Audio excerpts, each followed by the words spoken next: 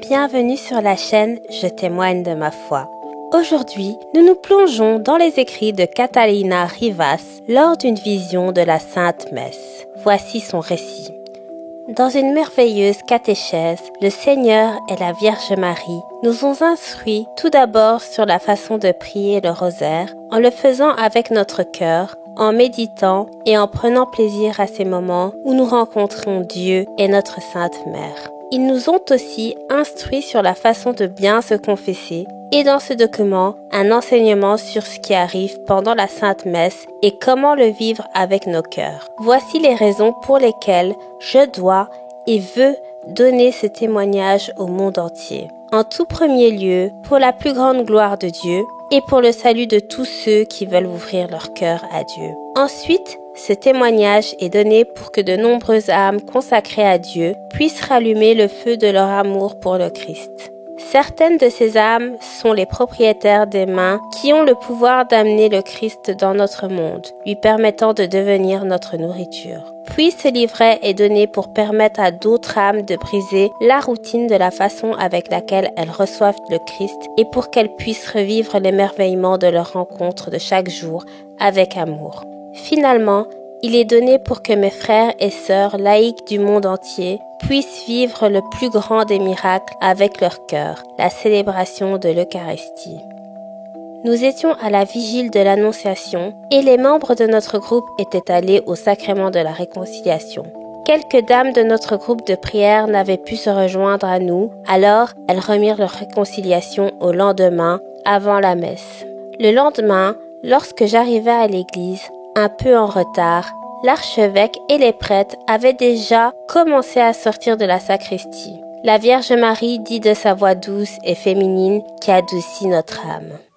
Aujourd'hui sera pour toi une journée pour apprendre et je veux que tu sois très attentive à ce dont tu seras témoin. Tu devras partager avec toute l'humanité cette expérience que tu feras aujourd'hui.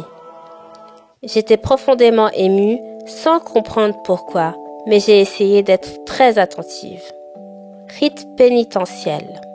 La première chose que j'ai remarquée fut une chorale de voix merveilleuses qui chantaient comme s'ils étaient au loin. Durant quelques instants, la musique se rapprocha et puis elle s'éloigna tout comme le son du vent.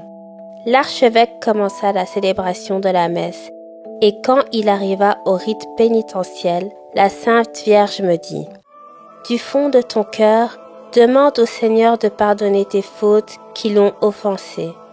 De cette façon, tu seras en mesure de participer dignement au privilège d'assister à la Sainte Messe. En une fraction de seconde, j'ai pensé: bien sûr que je suis en état de grâce avec Dieu, car je me suis confessée hier soir. Elle répondit: penses-tu que depuis hier soir, tu n'as pas offensé le Seigneur? Laisse-moi te rappeler certaines choses. Quand tu es parti pour venir ici, la fille qui t'aide s'est approchée de toi pour te demander quelque chose. Et puisque tu étais en retard et pressé, tu n'as pas été très délicate dans ta façon de lui répondre. Il y avait manque de charité de ta part et tu dis que tu n'as pas offensé Dieu. Alors que tu étais en route pour venir ici, un autobus a empiété sur ta ligne et t'a presque frappé. Et tu t'es exprimé d'une façon peu recommandable contre ce pauvre homme plutôt que de dire tes prières et te préparer pour la messe. Tu as manqué de charité et tu as perdu ta paix et ta patience. Et tu dis que tu n'as pas offensé le Seigneur?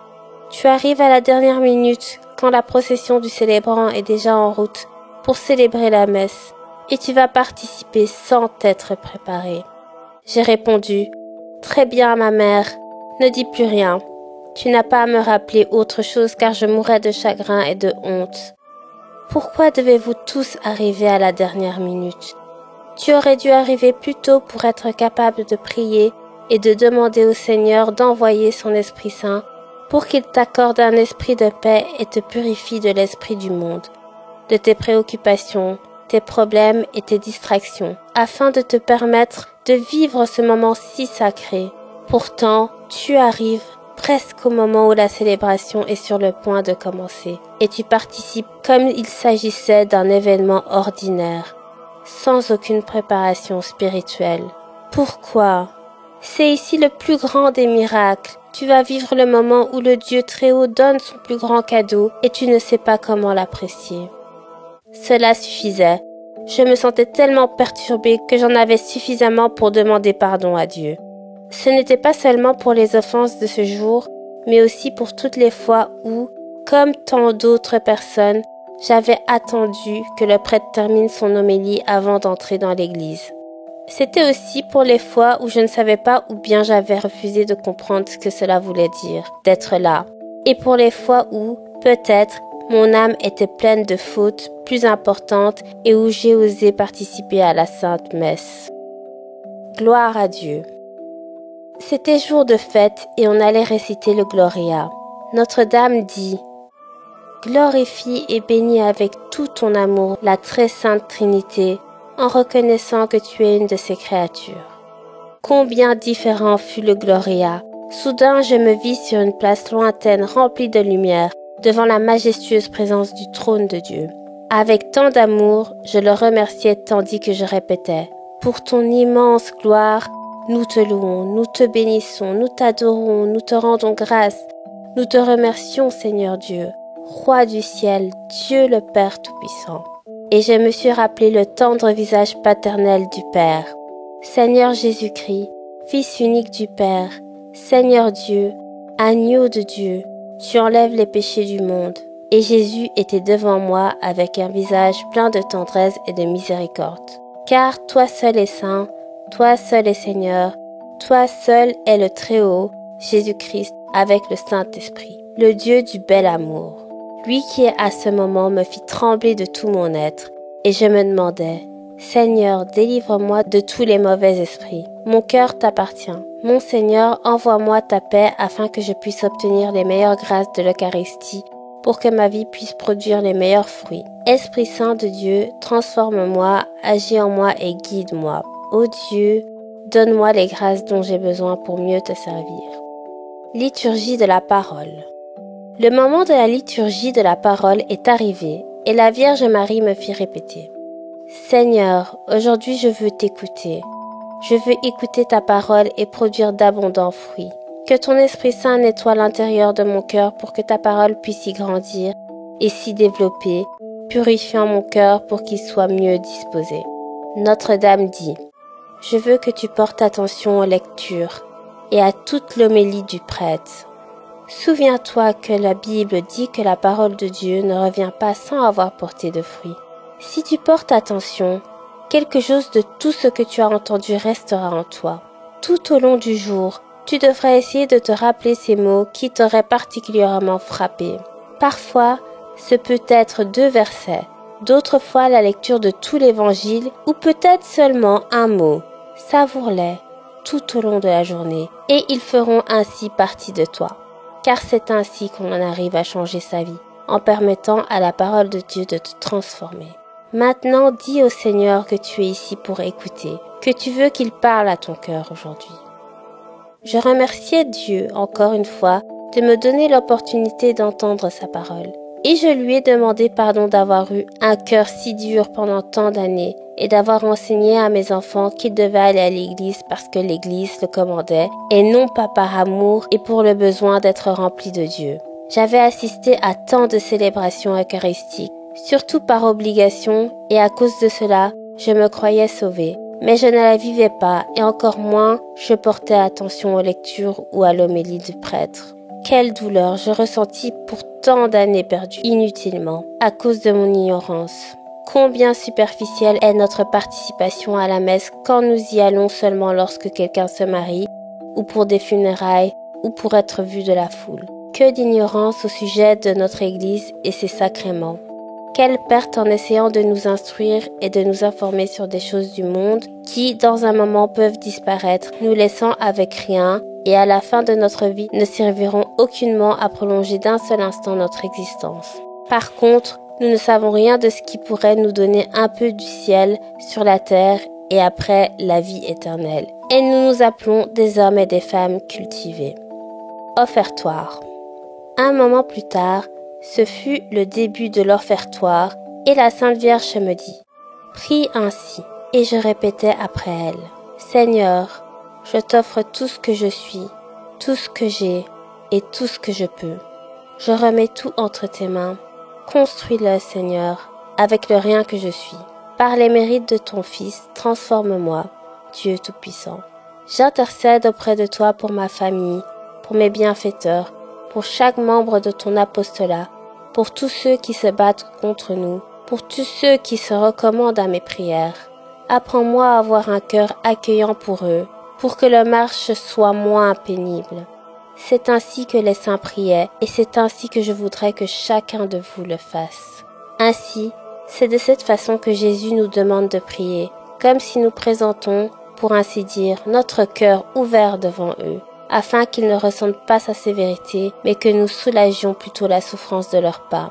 Des années plus tard, je lus un livre de prière d'un saint que j'aimais beaucoup, José María Escrivá de Balaguer.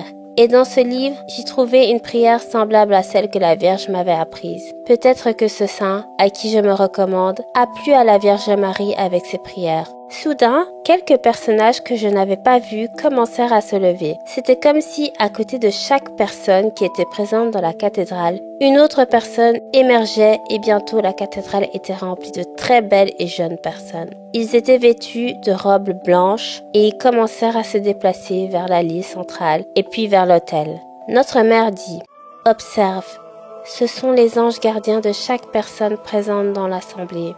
C'est le moment où vos anges gardiens transportent vos offrandes et vos supplications devant l'autel du Seigneur. » À ce moment, je fus complètement abasourdie, car les êtres avaient un visage tellement radieux et d'une beauté telle qu'il est impossible à quelqu'un de l'imaginer.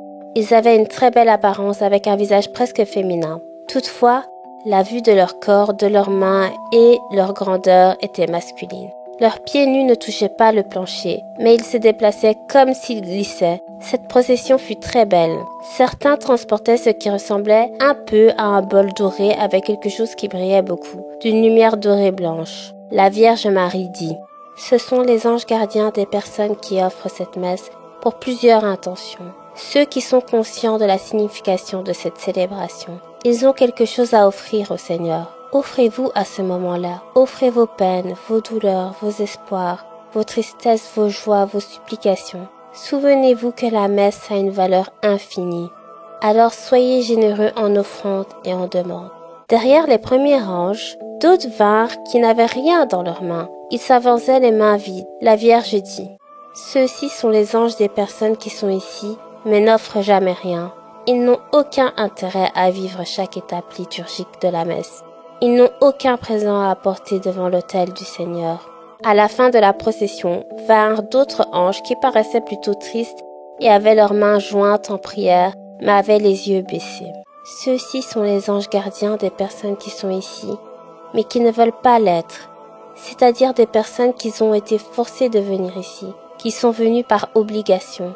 Les anges avancent avec tristesse parce qu'ils n'ont rien à apporter à l'autel, excepté leur propre prière. Ne contristez pas votre ange gardien. Demandez beaucoup. Demandez pour la conversion des pécheurs, pour la paix dans le monde, pour vos familles, pour vos voisins, pour ceux qui se recommandent à vos prières. Demandez pour beaucoup de choses, mais pas seulement pour vous-même, mais aussi pour tous les autres. Rappelez-vous que l'offrande qui plaît le plus au Seigneur est celle où vous vous offrez comme holocauste pour que Jésus puisse, lors de sa descente, vous transformer par ses propres mérites. Qu'avez-vous à offrir au Père par vous-même? Néant et péché, mais l'offrande de soi-même unie au mérite de Jésus. Voilà l'offrande qui plaît au Père. La vision de cette procession était d'une telle beauté qu'il me serait difficile de la comparer à quelque autre chose. Toutes ces créatures célestes se courbant devant l'autel, les unes déposant leur offrande sur le plancher, d'autres se prosternant à genoux avec leur front touchant presque le plancher. Et dès qu'ils arrivaient à l'autel, ils disparaissaient de ma vue.